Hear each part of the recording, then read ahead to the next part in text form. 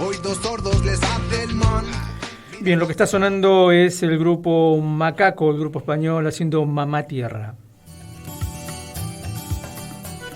Bien, hace, se podría decir que algunas horas, un diario de Buenos Aires publicaba una información, un colega periodista especializado en periodismo científico hacía la nota, con referencia a un hallazgo como el fruto de una investigación que se viene haciendo hace ya bastante tiempo y en diferentes lugares del país para ver qué está ocurriendo con varios insectos, pero en este caso vamos a hablar puntualmente de la Aedes aegypti y lo que sería aparentemente una resistencia que ha ido adquiriendo a determinado tipo de insecticidas. Pero para hablar más puntualmente sobre este tema, bueno, vamos a agradecerle a Laura Hausberger, que está en línea, no está en la Argentina, así que vamos a charlar utilizando la tecnología, el WhatsApp en este caso. Laura, primero que nada, muchísimas gracias por atendernos. Alicia Rivas, Miguel Riquelme, te saludamos. Hola, ¿qué tal? Un gusto. Gracias a ustedes por el interés. Bueno, Laura es investigadora de CONICET, de la UBA, entre otras cosas. Y, bueno, ¿cómo comenzó en este caso el trabajo puntual con Aedes aegypti? Sabemos que ustedes vienen trabajando hace mucho en estas líneas de investigación que involucran a insectos, ¿no? ¿Cómo nace esta posibilidad o esta necesidad de hacer este trabajo de investigación? Bueno, sí, como bien decís vos, nosotros somos centro colaborador de la Organización Mundial de la Salud para todo lo que tiene que ver con resistencia a insecticidas en insectos vectores de enfermedades. En un principio, ya hace más de 40 años, empezamos estudiando la vinchuca, que es el vector de la enfermedad de Chagas, un problema muy importante también para nuestro país. Y más o menos en el año 2000 empezamos a incorporar los mosquitos, que fue donde aparecieron las primeras epidemias de dengue en nuestro país. Y empezamos a estudiar qué pasaba con el uso de insecticidas, si funcionaban bien o no.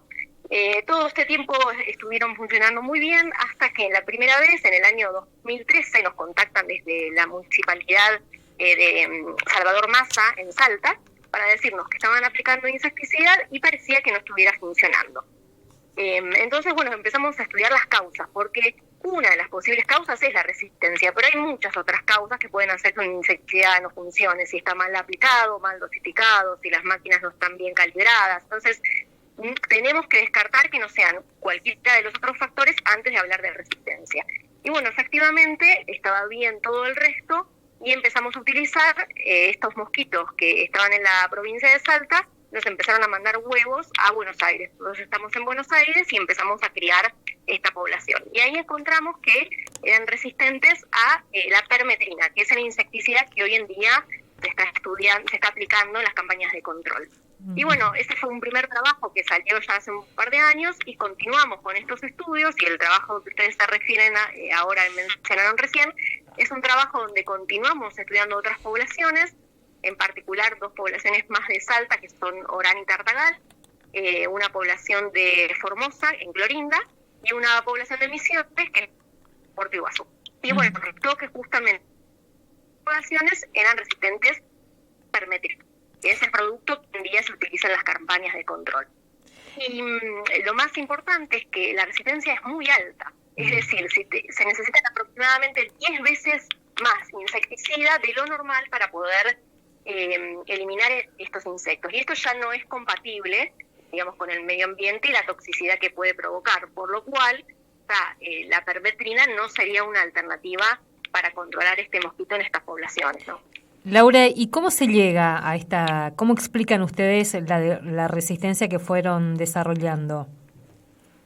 Bueno, en realidad este es un trabajo que hicimos en conjunto con la Universidad de Salta, que son los que nos mandaron los huevos de Orán, también con la Fundación Mundo Sano, que nos proveyeron los huevos de Tartagal, Clorinda y Iguazú, y con la Fiocruz de Brasil. Entonces, una vez que vimos que esta resistencia era alta, tendríamos que averiguar justamente por qué. Y una de las causas es la presencia de una mutación, que es una mutación conocida en el resto del mundo, pero en Argentina este trabajo es la primera vez que la registra. Se sabe que está asociada justamente a una resistencia muy elevada a los piretroides. Entonces, los mosquitos tienen esta mutación que hace que resistan dosis de insecticidas que para una población normal de mosquitos serían letales.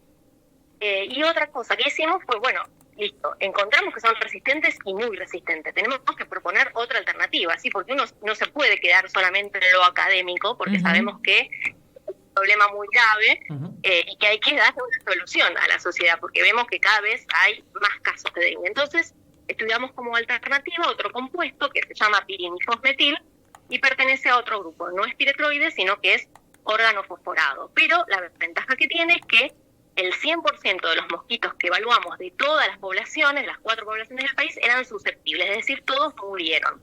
Con lo cual podría ser considerado una nueva alternativa en las próximas campañas de control, ¿no? Ahora, esto claramente, como usted lo acaba de señalar, hace como reconfigurar las estrategias que vienen utilizándose en salud pública a la hora de atacar el problema de la presencia de la Aedes, que además generó el año que pasó una cantidad inusual de casos en todo el país. A esto que, digamos, el uso de productos tóxicos hay que asociarlos con otro tipo de prácticas también, supongo, ¿no? La descacharrización, en fin, lo que ya se venía haciendo hay que acentuarlo también. Sí, por supuesto, el uso de la fumigación es la última alternativa. La realidad es que uno, si lee las recomendaciones de la Organización Mundial de la Salud, se recomienda el uso de pulverizaciones o fumigaciones solo en situaciones de epidemia. El resto tenemos que continuar con las tareas de descacharrado, la participación de la comunidad, que es fundamental, el saneamiento ambiental también, no todo lo que sea el acceso a agua potable es fundamental, porque nosotros no le podemos pedir a la población que no tiene agua, que no acumule agua para el consumo, ¿no? Claro. Entonces eso también tiene que estar acompañado con todo lo que es una planificación de saneamiento ambiental, de acceso a agua potable, y el uso de herbicidas también, ¿no? Que es una primera alternativa antes de llegar a una fumigación que, como te digo, esto hemos encontrado esta nueva alternativa, pero si volvemos a depender solamente de la aplicación de insecticidas, en unos años vamos a estar en la misma situación, ¿sí? Con todo el riesgo toxicológico que esto puede llevar, porque si bien son insecticidas que están aprobados para salud pública, que siguen todos los lineamientos toxicológicos y ambientales necesarios, estamos utilizando insecticidas, que claro, habría que tratar de minimizar su uso, ¿no? Claro, matamos abejitas, matamos otros insectos que también están en el mismo ambiente. Me gustaría si bien no es tu especialidad, no sos entomóloga, digamos, pero 2 o 3 líneas de reflexión sobre las características que hacen de la Aedes un mosquito universal a esta altura de la cuestión, que se adapta a casi cualquier cosa, que todo el tiempo que estás reconfigurando las descripciones que hacemos de él, ¿no? Sí, tal cual. Es un mosquito que es una utopía el querer erradicarlo. La realidad es que vamos a convivir con este mosquito por su capacidad.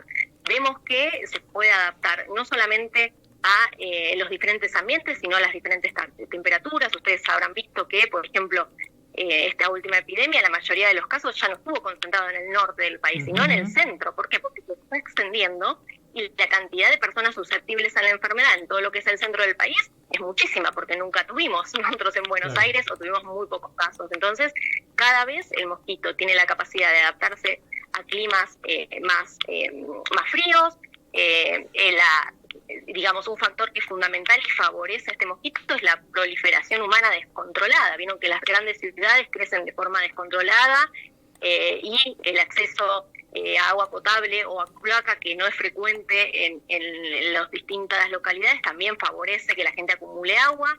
Entonces el mosquito se adapta muy bien, con lo cual sabemos que es digamos, muy específico este mosquito a la hora de crecer y sobrevivir y reproducirse. De hecho, si nosotros vemos en los países vecinos, no es casualidad que Bolivia, Paraguay y Brasil también tengan epidemias todos los años, ¿sí? Con sus propias características, porque son países que, si bien climáticamente son similares, en lo que es, por ejemplo, lluvias, son diferentes, sin embargo, la presencia del mosquito es frecuente y es abundante. Entonces, vemos que es un mosquito que se puede adaptar muy bien a diferentes condiciones. Y llegó para quedarse, por lo cual también es una responsabilidad nuestra empezar a cumplir con las tareas adecuadas para tratar de no eliminarlo, pero sí bajar la población a un nivel que no transmita esta enfermedad, ¿no? Además hablabas, estamos en un proceso de calentamiento global, pero además a eso hay que sumar que el mosquito se va adaptando hasta el frío, digamos, ¿no?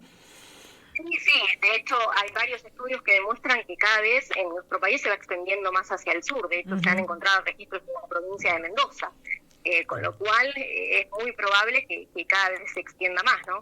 Tal cual. Bien, Laura, no te quitamos más tiempo, sabemos que estás en una actividad ahora. Obviamente te agradecemos muchísimo la amabilidad de atendernos. No, por favor, gracias a ustedes por el interés en nuestro trabajo, que es muy importante para nosotros difundirlo. Dale, un abrazo enorme.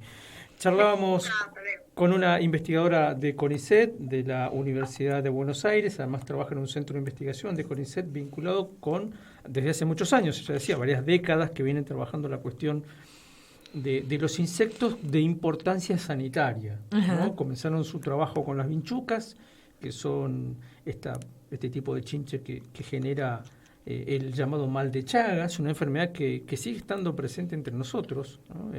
Cuando digo entre nosotros, en toda la franja norte. En Misiones hace un tiempo ya que no aparecen casos, pero sí siguen apareciendo en otros puntos de la Argentina. Y venían trabajando hace bastante tiempo también con el Aedes aegypti, entre otros mosquitos. Fíjense, yo me acuerdo cuando, hace unos 10 años más o menos, en esta radio entrevistábamos a un grupo de entomólogos que estaban trabajando también con Aedes y con los otros mosquitos que se conocen como Culex.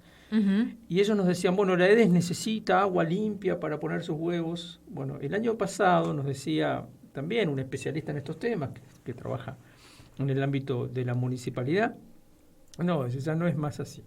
Ya los hemos encontrado en aguas que no son tan limpias. Y bueno, descacharrar, qué sé yo. Bueno, sí, pero si uno solamente vacía y vuelca el recipiente que tiene agua, pero no lo limpia, el mosquito ha desarrollado exactamente una capacidad tal que pone los huevos pueden tolerar estar sin agua mucho tiempo. Y llueve, cae un poco de agua ahí en ese mismo recipiente y se activan. O sea, teniendo las condiciones adecuadas de agua y temperatura, nacen. Semanas, meses después de haber sido puestos.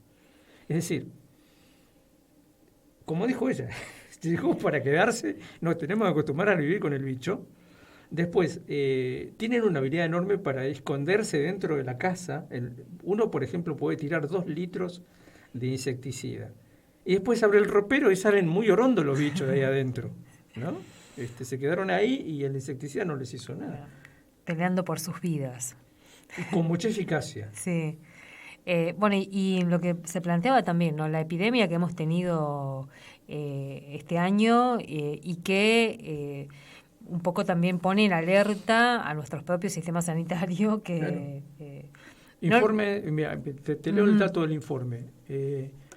583.297 casos confirmados en la temporada de calor entre el año pasado y este. Es decir, que ponerle que hasta marzo de este año que fueron apareciendo los casos, ¿no? Después ya empezó a hacer frío.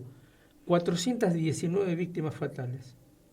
Porque aquel que ha padecido dengue sabe de qué se trata.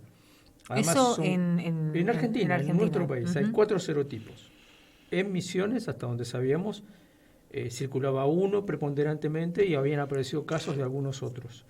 Y hoy, teniendo los 4 serotipos presentes en Paraguay, los 4 serotipos presentes en Brasil, rodeados como estamos de Brasil y de Paraguay, si no están ya es cuestión de tiempo que tengamos los 4 serotipos. Si te pica el serotipo 1 y después el serotipo 3, después vuelve a picarte otro serotipo, es muy posible que desarrolles la variante que se conoce como hemorrágica. Y esa puede ser fatal si sos un niño, si sos un anciano, si estás inmunológicamente deprimido. Una de las cosas que se marcó en esta epidemia también y en este comienzo de gestión de Javier Milei es que no hubo campañas de prevención. Ni se promovió la aplicación de las vacunas. Ni siquiera te repartían los repelentes, digamos, ¿no? Así que bueno, habrá que agudizar el ingenio también y en este caso exigir que el Estado arranque con las campañas. Sí. Arranque con las campañas, nosotros hacer nuestro trabajo también, es decir, porque incluso me decía alguien que se especializa en eso, vos podés tener tu patio súper vigilado y cuidado, pero si tu vecino de al lado no hace nada de eso, es medio, también al cohete, porque el mosquito tiene una autonomía de vuelo de 200 metros. 2 cuadras. 2 cuadras. Entonces, es mucho lo que hay que hacer. Por eso mismo sobrevive el bicho. No hay manera, no hay con qué darle, digamos. Como decía ella, ¿no? Erradicarlo es una utopía. y traer algún animal que lo controle, digamos, un Usted sapito. hablaba de sapitos. Yo le calculo, a ver, en mi patio, por ejemplo, tengo muchos árboles y cosas así, plantas, necesitaría unos 200 sapitos más o menos para mantener a raya algunos. Y estaríamos complicando el equilibrio ecológico en otro sentido también. Bueno, en fin. Resistente a, en este caso... Los piretroides, que es el veneno, digamos, que está... la parte básica, el componente básico de todos los productos que se utilizan como insecticidas. Si uno lee la etiqueta del espiral, de la tableta VAPE, de los insecticidas en aerosol, de los que vienen para evaporar en el tubito, etcétera, siempre es piretroides. Siempre se trata de pirétridos. Bueno, es resistente a los pirétridos, así es que, no sé, habrá que volver a la chancleta, al diario enrollado. Al mosquitero, dijo el mosquitero. Marcos Méndez hace un rato. Sí, aplaudir. 16:22.